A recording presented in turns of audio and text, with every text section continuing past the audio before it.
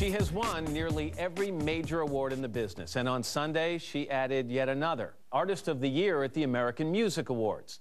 The 19-year-old who makes me and a lot of other people feel like slackers, Taylor Swift.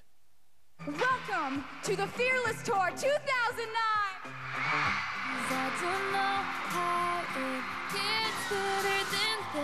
We just won Album of the Year. Yeah!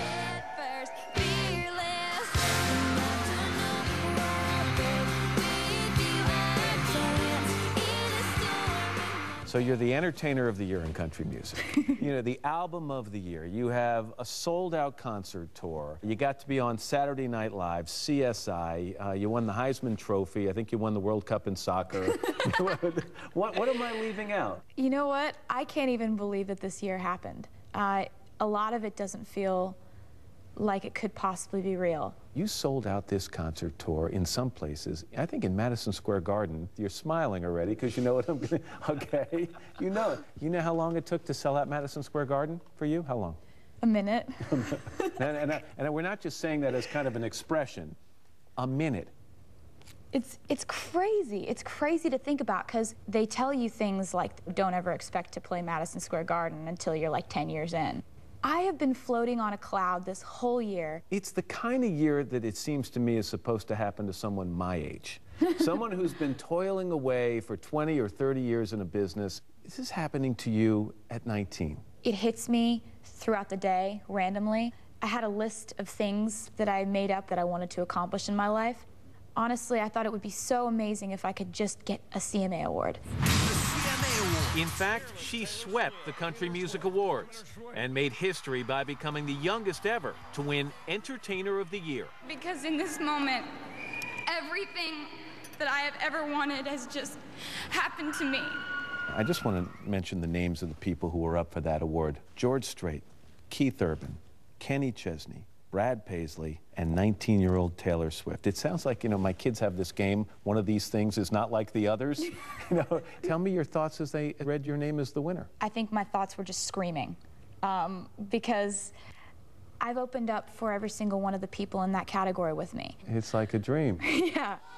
Taylor's year of pinch me moments also included a surprise phone call from an unexpected admirer. He said, "Hi, Taylor, it's Lorne." Lorne Michaels, executive producer of Saturday Night Live. And I was just like, what's he gonna say? And he goes, "I was just calling to offer you the hosting job for Saturday Night Live." And I started screaming like I was being murdered. I have wanted to host this show ever since I was a little kid. You know? I talked to Lorne Michaels a day or so after you hosted that show, and one of the first things he said to me is, "You see that open she did? She wrote that." He wanted people to know that that was your work. That's so cool that he said that. Well, I just thought that you write your monologue if you host SNL. And so I started thinking, there's so much to address that's happened that I could joke about. Why not address it all? You might be expecting me to say something bad about Kanye and how he ran up on the stage and ruined my VMA monologue. That's Taylor tackling the one blemish on her otherwise perfect year. Thank you so much. While accepting an award for Best Female Video at the MTV Video Music Awards, Taylor was caught off guard when Kanye West jumped on stage, stealing her microphone and her moment. But Beyonce had one of the best videos of all time. You've been so gracious about it. I think that's one of the things that people have said all along. But take me back to the moment. Did it seem like an out-of-body experience?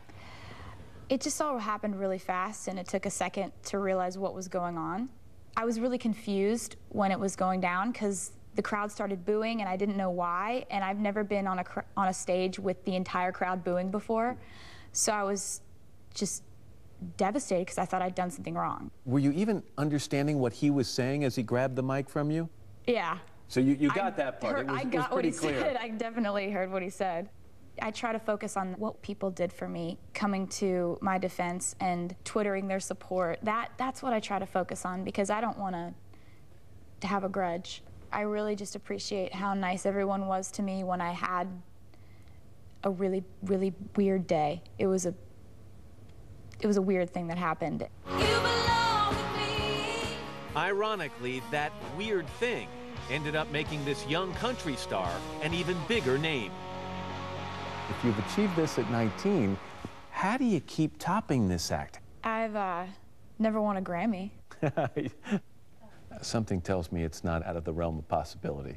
So it sounds like a simple question, but perhaps it's not. What do you have to be thankful for right now? The fans are the ones who have given me the most love this year. I'm thankful for that. But I'm also thankful that when I go to sleep at night, I get to know that I've been myself that day, and I've been myself all the days before that. And I'm just really thankful to have been able to do that. What a nice sentiment and a good way to wrap it up. That is all for tonight. I'm Matt Lauer, and for all of us at NBC News, happy Thanksgiving. Good night.